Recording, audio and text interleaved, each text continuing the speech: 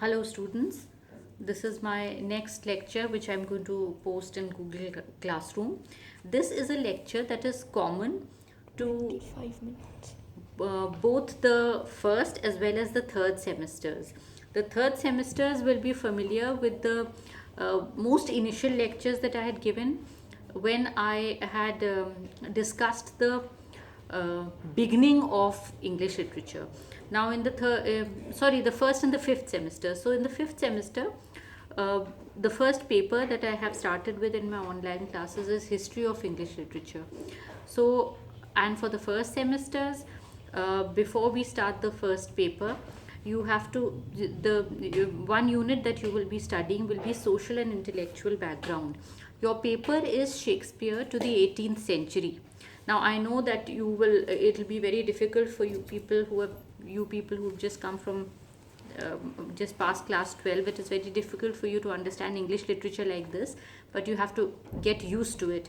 So I will begin with an introductory lecture so that you kind of get an idea of what you're going to study in this subject. So it's going to be very different from what you've studied up till now. So when we say English literature, what we understand, there has to be a certain period from which we start studying or we trace back English literature. So um, the language English that evolved in Europe in from many centuries back, and it has Latin as well as French influences, but it evolved into the language that we've studied today. From many centuries ago, when we study English literature, we generally focus on the 14th century. And to pinpoint a date, we say that English literature starts with the literature of Chaucer, Geoffrey Chaucer, who was born in the 14th century. So we start studying English literature, or when you're talking about the fifth semester and we talk about the history of English literature, we trace back the history of English literature to the 14th century. So, who is Geoffrey Chaucer? Geoffrey Chaucer was a writer, was a poet living in the 14th century, and one very famous text by Chaucer is the Canterbury Tales, which is a long poem which we study as what we study. Chaucer, and we study the prologue, the Canterbury Tales, and the prologue to the Canterbury Tales. That is from where we say there is the beginning of English literature. Then after that, after the 14th century, if we go and trace texts of English literature, we see that we will find that there is a gap of about 200 years from the 14th to the 16th century. And then we will find a lot of very good examples of English literature from the 16th, 15th, 16th century onwards. So why is there a gap of 200 years? Now there are many reasons, socio-political reasons why literature did not flourish in the period from the 14th to the 16th century. Now you have to have the first semesters have to have a very basic understanding of that. I hope you're understanding this. In your comment section, please feel free to put in any questions that you like. Whatever you do not understand, you can put in the comment section, and I will try to solve those queries for you through the WhatsApp group. So there is a period of 200 years which is a gap, which we see as a lacuna in history of in English literature. Why is it that there is no literature of substance, of quality, that is produced in those 200 years? You see, there has to be a connection between society and literature, because literature is produced by individuals, it is produced by creative people, and there has to be a suitable background, there has to be a suitable environment in which literature will be produced and will flourish.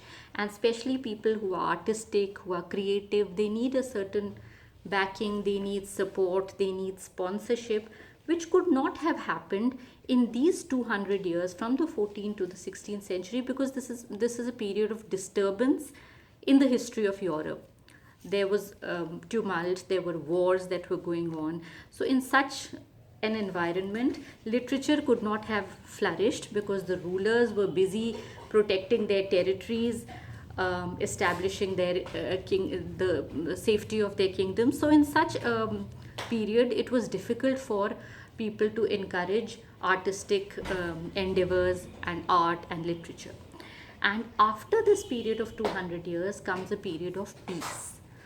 So this period is termed in our study of English literature as the Renaissance. Okay, the Renaissance. Now the 5th semester students are familiar with this, but you need to study it because there is a whole paper which is called the History of English Literature, which you need to study, in which these topics will all be repeated again. So the 5th semester students, for them it may be a repetition. For the 1st semester students, please try and understand that this is a French term which means Renaissance, which means rebirth or reawakening of what? Of learning. Reawakening, rebirth of literature. So now literature flourishes in Europe, and one of the most glorious, it is the most glorious periods of English literature. So it is in this period that poetry, drama, prose, everything flourishes. When we say Renaissance, it does not only cover England, it covers a large portion of Europe. In fact, it does not start in England, it reaches England late. It starts in Italy, it reaches France, Germany, and then it comes to England. And historical and social circumstances are all very linked to literature. Now we have to restrict ourselves to how much I need to tell you in the 1st semester, because this is just the beginning for you. So what you have to your syllabus says Shakespeare to the 18th century, because that is the poetry that you will be studying. This is the paper of poetry which I will be dealing with. But this background has to be included in the unit which is called social and intellectual background. So you will be preparing answers on Renaissance, you will be preparing answers on Reformation, Elizabethan sonnets and lyrics. So Shakespeare comes towards the end of the Renaissance period, towards the 16th century. So these are different answers that we will be preparing, but you have to have an understanding of how literature, English literature begins in the 14th century with the time of Chaucer, and then there is a lull, and then it comes back with a bang. This is basically something that you have to remember, students of the 1st semester as well as the 5th semester.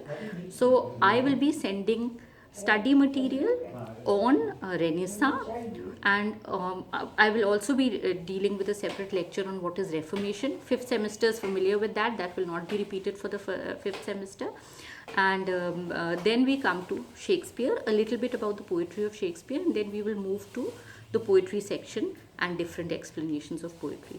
So please tell me what you don't understand in this lecture. Any little bit of confusion, please clarify in your comment section, as well as when you are there on Google Classroom. And of course you have to sign your attendance like you have done for the earlier lectures. I hope all you students who are part of the WhatsApp group will be joining the Google Classroom soon.